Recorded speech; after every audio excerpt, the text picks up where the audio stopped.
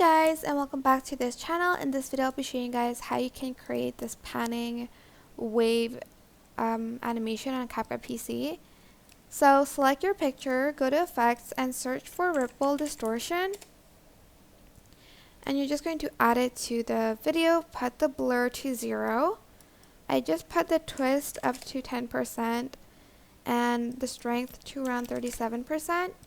Turn down the sharpen, and I just left the size and the speed, but you can definitely adjust that. Oops.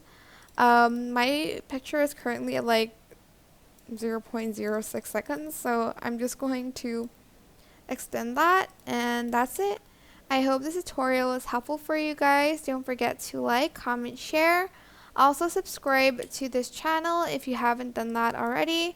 If you have any more questions, just leave it in the comment section down below and I will try my best to answer them all for you guys. And if you found this video helpful, please click the thanks button above the description box down below. Thank you so much for watching. Bye!